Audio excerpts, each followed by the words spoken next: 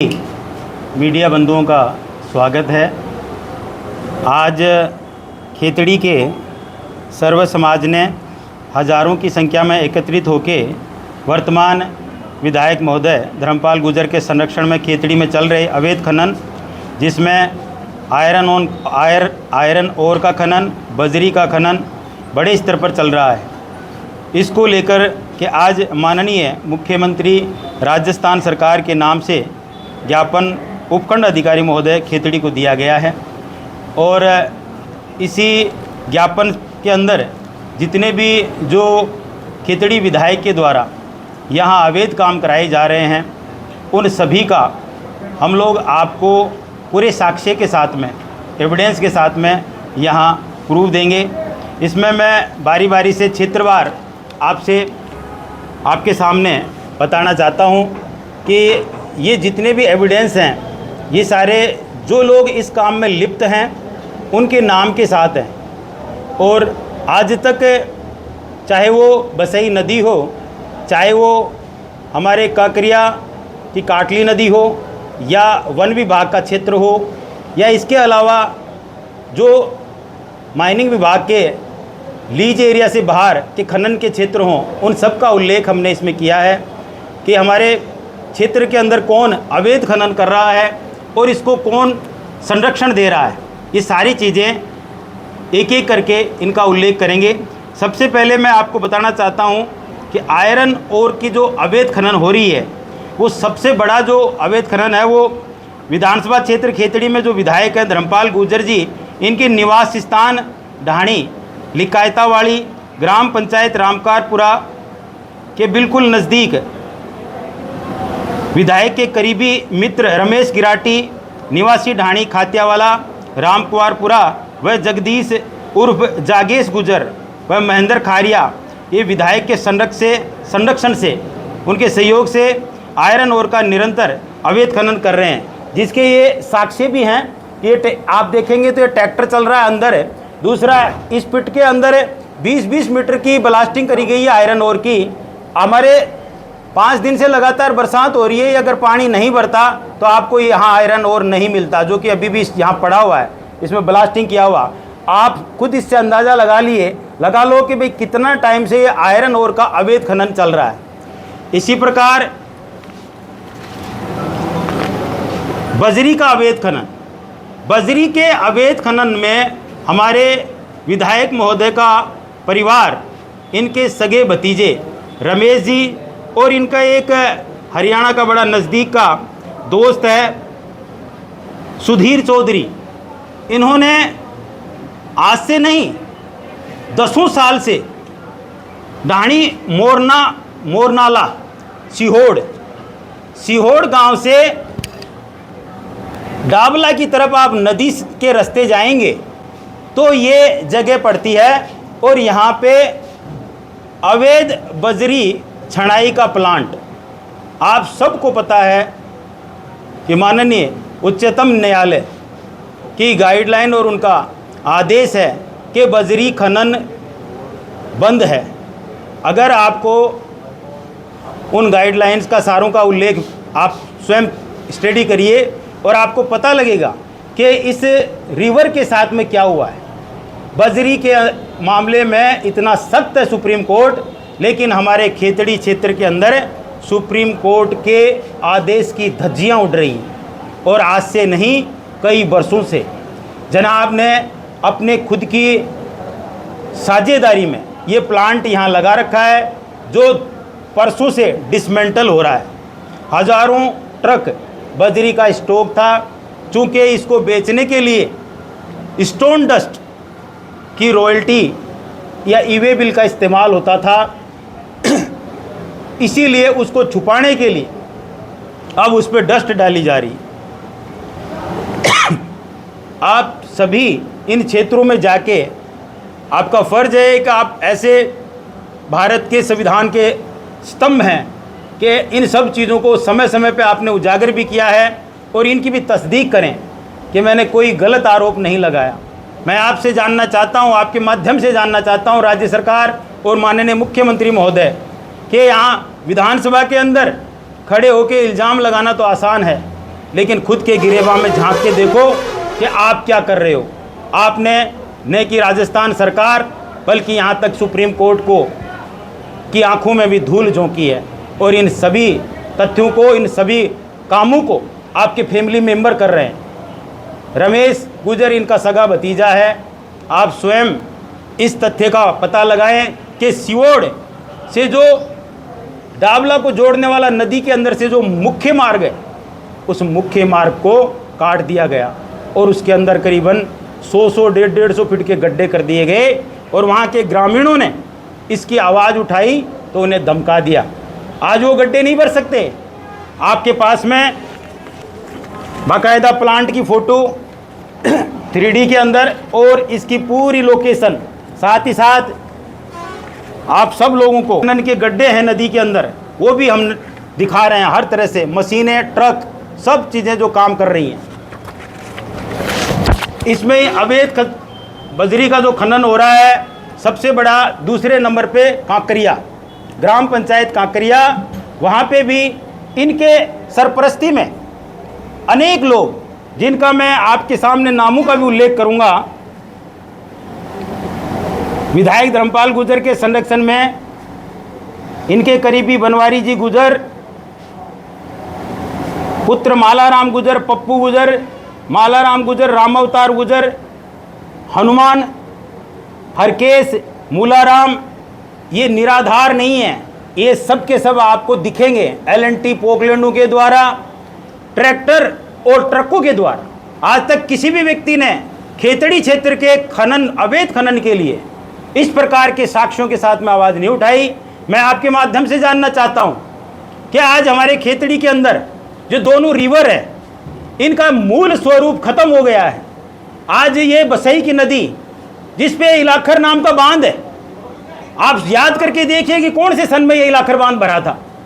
आपको खुद को महसूस होगा कि इलाखर बांध के भर जाने से हमारे क्षेत्र के अंदर जल स्तर इतना ऊपर आ जाता था, और आसपास के किसानों का, खेती हर मजदूरों का, सबका भला होता। और आज वही बसई की नदी, जिसके अंदर हाथी डूब जाए, 100 फीट के गड्ढे हैं, और उसे खुद को नहीं पता कि मैं कहाँ थी। और यही चीज़ें आपके माध्यम से दर्शाना चाहते हैं। दोस्तों, आगे की भूमि और वन विभाग के अंदर एक बहुत बड़ा खेल हो रहा है। आप बबाई से कालोटा होते हुए मुख्य सड़क के ऊपर जाएंगे। कालोटा में एंटर करते ही राइट साइड के अंदर वन विभाग की पहाड़ियां हैं, उनमें आप कुछ घर बने हुए देखेंगे। उन घरों को किस प्रकार से बनाया गया है, बाकायदा गेट लगा रखा है, और पीछे की तरफ बहुत गहरी खदान है, और उस घर के अंदर गेट को खोल के ट्रैक्टरों के माध्यम से मैसनरी स्टोन का अवैध खनन होता है बड़े पैमाने पे। और हमारे यहाँ के फॉरेस्ट डिपार्टमेंट के या अन्य महकमे, जितने भी सरकारी अफसर हैं, अगर कोई कार्रवाई करना भी चाहता है तो विधायक महोदय सीधा उनको धमकाते हैं और ये कहते हैं कि मेरा नाम नहीं जानते क्या। आप सोच के देखिए कि गलत काम कौन कर रहा है। नहीं, क्या सरकारी अफसर को आप फ्री हैंड दो, वो काम गलत काम होने देगा? एक भी फॉरेस्ट के अंदर आप पत्थर तो उठा के देखिए। यहाँ पे गहरी गहरी खदानें लगी हैं और लोग धड़ल्ले से इन सब के अंदर अपना काम कर रहे हैं। आपको बता रहा हूँ, उसके साक्ष्य हैं और इन लोगों के नाम भी हैं। यहाँ सबसे बड़ा कारोबार हीरालाल पहलवान कालोटा के अंदर है, उसी के निर्देशन में और विधायक के संरक्षण में ये पूरा का पूरा फॉरेस्ट के अंदर अवैध खनन होता है। आप सोच भी नहीं सकते, रात के अंधेरे में कितने सारे ट्रैक्टर नीम का थाना, उदयपुर वाटी की तरफ, झुंझुनों की तरफ रात को पार होते हैं और इस कारोबार में ये लोग लिप्त हैं। आगे जो हमारे खेतड़ी का टिबा बसई पंचायत का इलाखर गांव है, इलाखर गांव के अंदर आयरन ओर का अवैध खनन और हजारों ट्रक आयरन ओर के अवैध खनन के ढेर। आप देखना, इसके ऊपर अगर कार्रवाई नहीं हुई तो अगले 5 दिन में यहाँ पे आपको एक ट्रक भी नज़र नहीं आएगा। मैं आपसे जानना चाहता हूँ, इसे कहते हैं अवैध खनन। आप स्वयं देखिए कि ये कितना बहुमूल्य मिनरल है, राज्य सरकार को कितने बड़े रेवेन्यू की चपत लग रही है, लेकिन इस पे कार्रवाई करने के लिए माननीय मुख्यमंत्री महोदय आपसे, हमारी खेतड़ी का जनमानस आपसे उम्मीद करता है कि आप न्यायप्रिय आदमी हैं और इस क्षेत्र में न्याय करेंगे। यहाँ इस काम को करने के लिए विधायक महोदय की सरपरस्ती में छोटेलाल गुजर, जो इनके इस पंचायत की बेसड़ा पंचायत के जो सरपंच हैं, उनके पति हैं, और ये जो जमालपुर गांव है, जमालपुर गांव जिसके लिए मैं आपको उल्लेख कर रहा हूं, ये खुद बेसड़ा पंचायत के अंदर ही पड़ता है, और इसके भी हमने आपको पूरे साक्ष्य दिए हैं, पूरी लोकेशन है कि ये स्टोव कहां पे लगाया गया है। इनको बड़ी बारीकी से देखने की जरूरत है कि कौन से सन के अंदर आयरन ओर की किसी एक महाजन के नाम पे लीज हुई थी, और उस लीज को कितने दिन हो गए बंद हुए, और आज उस लीज की आड़ में धड़ल्ले से अवैध खनन होता है। आज आयरन ओर की कोई नई लीजें नहीं होती। ये चीज़ें आपको जानना बहुत ज़रूरी है। लोग बाग सोना दिखा के पीतल बेचते हैं। स्थिति ऐसी है, यहाँ पे लोग चोरी भी कर रहे हैं और सीना जोरी भी कर रहे हैं। दोनों काम हो रहे हैं कि चोरी भी हम ही करा रहे हैं, भाई चोरी भी विधायक महोदय करा रहे हैं, और आरोप भी हमारे ऊपर लगा रहे हैं। इसी क्रम में जिस बजरी के खनन का आप लोगों से उल्लेख किया था, जिस रास्ते का, मैं दिखाना चाहता हूं कि वो रास्ता आपको पूरी तरह से नज़र आए कि इस रास्ते का हाल आज क्या हो गया है। आप देखिए, ये ट्रैक्टर निकल रहा है और ये इसके बगल में 70-80 फीट का गहरा गड्ढा है। यही वो रास्ता है जो सीहोर नदी के अंदर से, और इन गड्ढों की वजह से आज अवरुद्ध हुआ पड़ा है। साथियों, आरोप लगाना बहुत आसान है, लेकिन उस चीज़ को साबित करना, और वो भी धरातल के ऊपर साबित करना, सबसे बड़ी बात यह है कि आज हमारे यहाँ बंदरबाट चल रही है। सभी गैर कानूनी कार्य विधायक महोदय के आशीर्वाद से चल रहे हैं, उनके सहयोग से चल रहे हैं, और उनमें उनका हिस्सा है, उनकी पार्टनरशिप है। और पुलिस प्रशासन, खान विभाग, वन विभाग, जो भी कोई प्रशासनिक अधिकारी कार्रवाई करना चाहता है, उसे डराया जाता है, धमकाया जाता है कि अगर यहाँ रहना है, खेतड़ी में अगर आपको नौकरी करनी है, तो यहाँ जैसा मैं कहूँगा वैसा ही करना होगा। मैं आपसे जानना चाहता हूँ कि हमारे पूरे प्रदेश की वो पवित्र मंदिर, जिसके अंदर देश के हर एक गरीब आदमी के लिए, उसके लाभ के लिए योजनाएं बनाई जाती हैं, और उसी मंदिर के अंदर खेतड़ी के जनमानस ने अगर किसी को चुन के भेजा है, तो खेतड़ी का जनमानस उम्मीद करता है कि हमारे साथ में न्याय होगा। और जिन समस्याओं से खेतड़ी ग्रसित है, इतने भीषण गर्मी के दौर में खेतड़ी का जनमानस किस प्रकार से पानी के लिए त्राय त्राय कर रहा था, आप स्वयं देखिए। इस ऐसे समय पे हमारे खेतड़ी वासियों की मदद करने के बजाय आरोप प्रत्यारोप की राजनीति हमारे विधायक महोदय कर रहे हैं। मैं आपके माध्यम से कहना चाहता हूं कि करने के काम खेतड़ी जनमानस और जनता की सेवा है। खेतड़ी में विकास के नाम पे कुछ भी नहीं है, नहीं हमारे यहाँ रोजगार है, और नहीं हमारे यहाँ शिक्षा है, और नहीं शिक्षा की व्यवस्था है, और हॉस्पिटल की हालत तो आपसे छुपी हुई नहीं है। दोस्तों, पिछले 3 महीने के दौरान आपने जिस प्रकार से बिजली की स्थिति देखी है, लाइट की क्या स्थिति रही और कैसे हम लोग सब परेशान हुए, इनमें से किसी भी मुद्दे के ऊपर हमारे विधायक महोदय एक शब्द नहीं बोल पाए। उन्हें तो सिर्फ घुमरिया परिवार और मनोज घुमरिया से टेंशन है।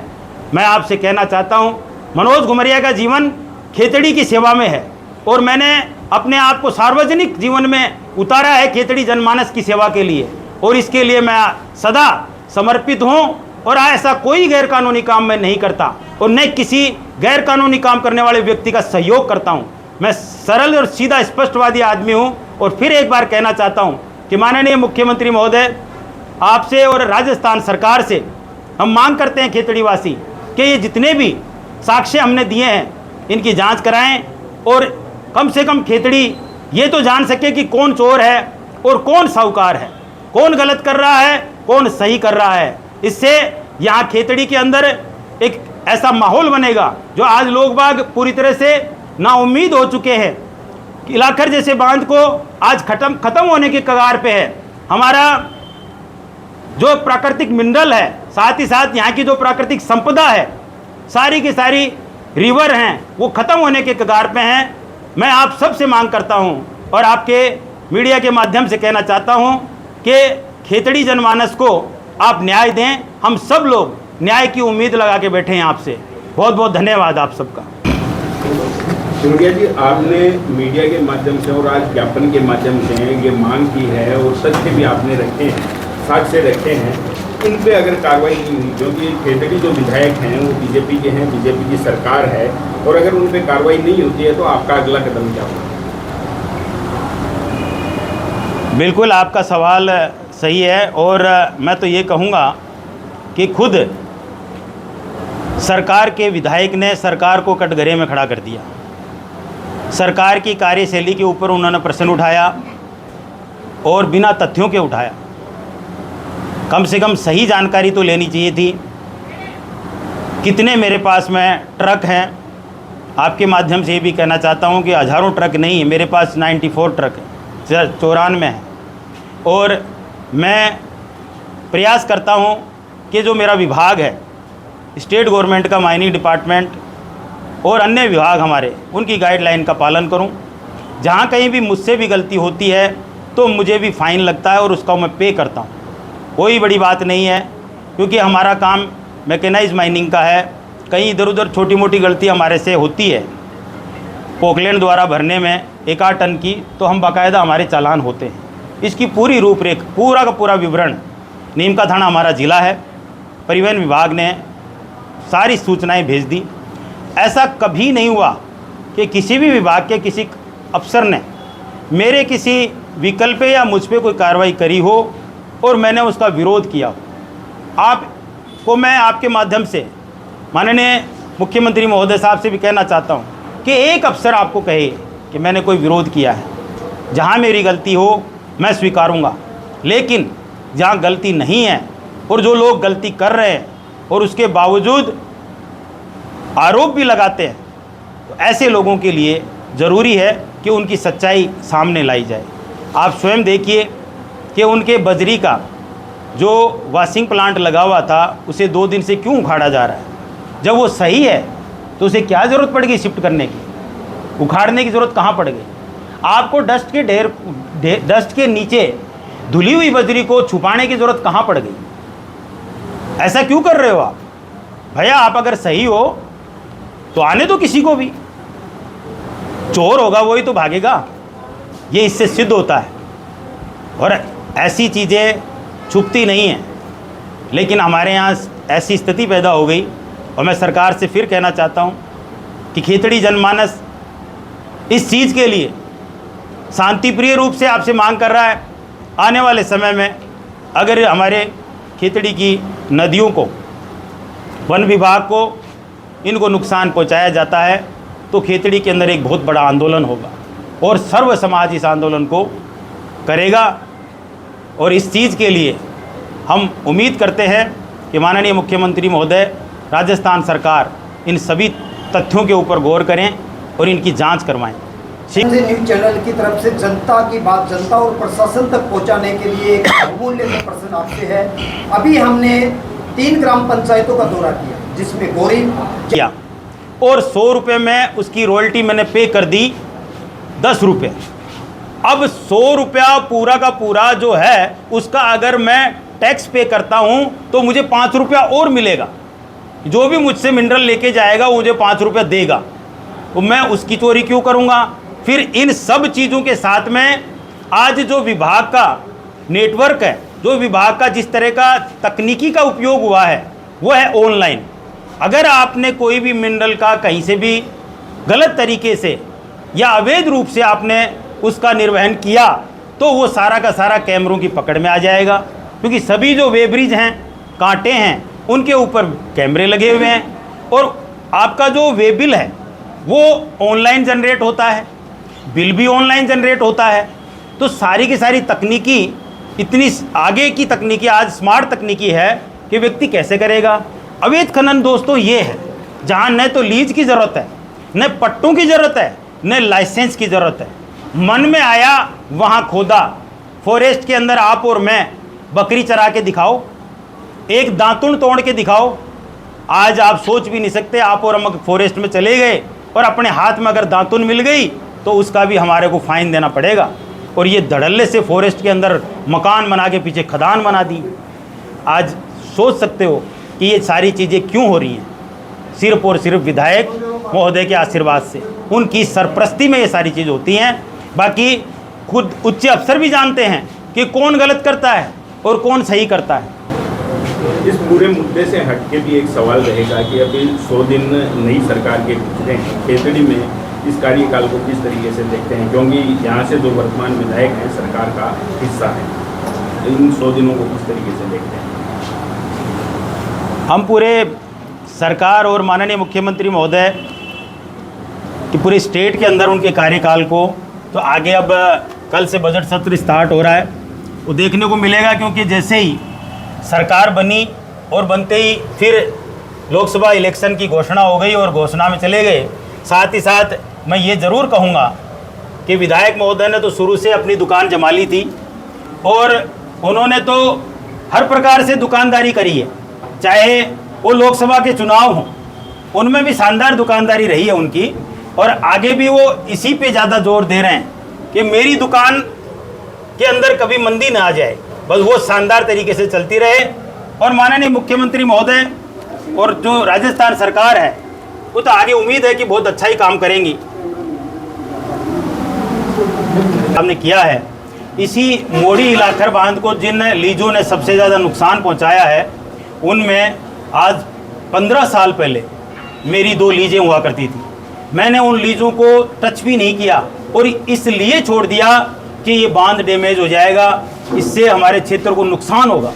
आज आप सोच सकते हैं कि वहाँ सामने मेरा क्रेशर है, लेकिन 35 किलोमीटर से पत्थर लाना मंजूर है, लेकिन प्रकृति को और हमारे क्षेत्र की जनता को नुकसान पहुँचाने की नीयत कभी नहीं रखी।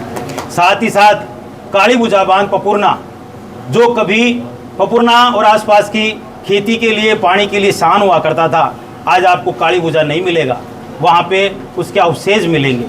जिस प्रकार इलाखर बांध खतरे में पड़ गया, उसी प्रकार काली बुझा तो ख़त्म ही हो गया।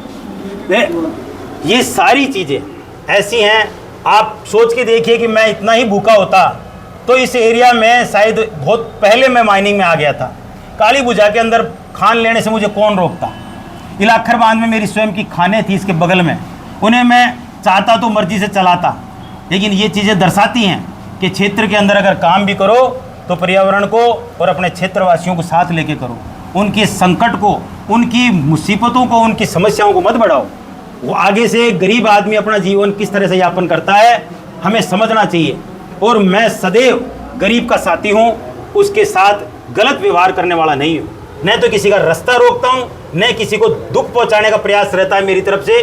मेरे कर्मचारी के द्वारा भी कहीं कोई गलती होती है तो उसकी आगे आके माफ़ी मांगता हूँ और उसकी भरपाई करता हूँ। और यही चीज़ है आज क्षेत्र के अंदर पर्यावरण के मामले में।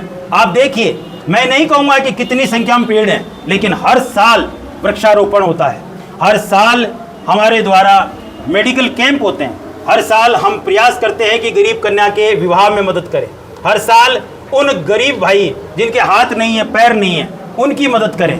और यही चीज़ दर्शाती है कि सेवक कौन है। आप सब लोग यहाँ उपस्थित हुए और आप सब लोगों का बहुत बहुत हृदय से आभार है, धन्यवाद है कि आप लोगों ने खेतड़ी की आवाज़ उठाई है। इसी प्रकार खेतड़ी की आवाज़ बनते रहिए। मैं आप लोगों का सदैव और खेतड़ी का जनमानस सदैव आपका आभारी रहेगा। बहुत बहुत धन्यवाद आपसे।